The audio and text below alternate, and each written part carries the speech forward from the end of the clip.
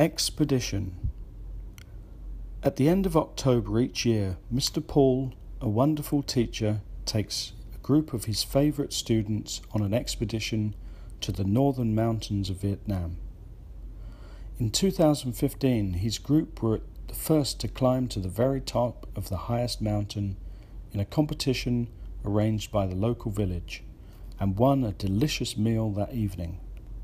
The next year started off like normal, but halfway through the afternoon, the handsome and manly teacher received an emergency call.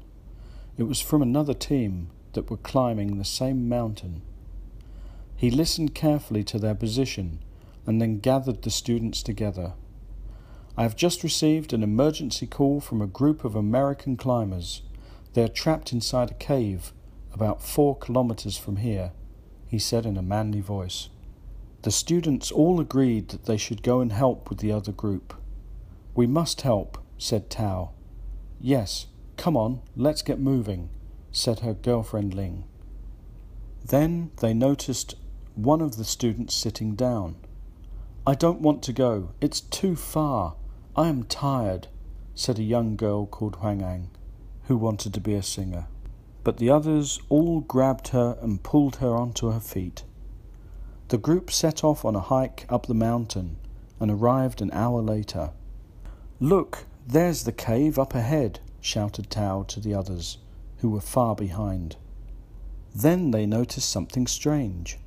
In the emergency call, the people said that the cave had collapsed and that they could not get out, but the cave looked normal. They walked into the cave and looked around. Nothing. It had been a cruel hoax. Then Linda shouted loudly, "Hello, is there anyone here?" Tao waved her arms, but it was too late. The cave started to make noises. Rumbling and cracking sounds started. "Run for it! The cave is going to collapse!" Vu shouted in a scared voice. They all ran towards the exit, but large rocks were falling down, and so they were forced to stop and watch as the daylight slowly faded into darkness. The group were trapped and there was no escape. Tao took out her Samsung Galaxy Note, but there was no signal inside the cave. Then Mr. Paul took out his iPhone 6S, and to his amazement, he had a weak signal. He held the phone to his ear, but the signal was lost. He then tried holding it in a different way, and was delighted to find 1 bar came back. He phoned the local police, and the phone rang and rang until a person finally answered. "Hello? Toi Gyup Goi Duk Ban." Mr. Paul passed the phone to Mai. Mai explained everything to the policeman, where they were and what had happened, but the policeman just scoffed down the phone. "Do you think I'm stupid? We already received your call this morning, but there was no cave-in." Before she could beg him to believe her, the phone beeped and then shut down. The battery was flat, and their only hope was lost. They pulled out some torches and started to look around the cave. There was water running down the wall in the corner. It was not enough to be a danger to them, but it would supply a source of drinking water. The cave had no sign of food, not even mushrooms grew in the darkness. Huang Ang and Linda started crying. "Do not cry. I am sure a rescue team will arrive soon," said Tao confidently.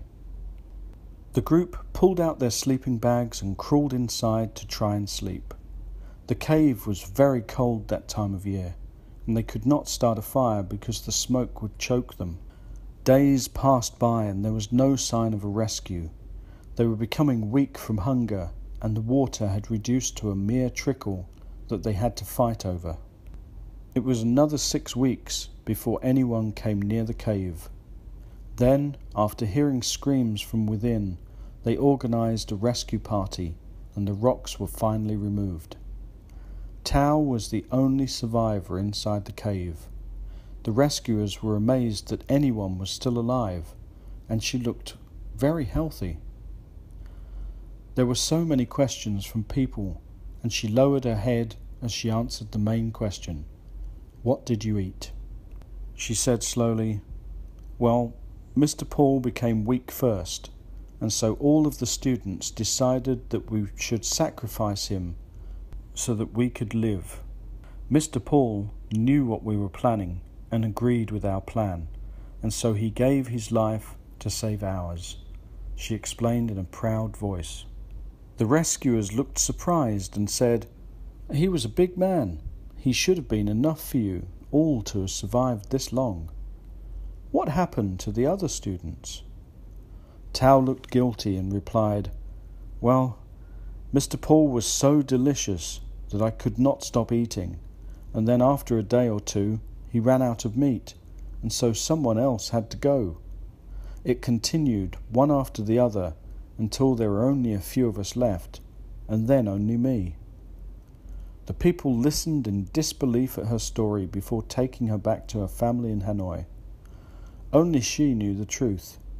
She had enjoyed eating Mr. Paul so much that she had killed the others because they were delicious and not because she needed to. The end. Thanks for listening. See you next time.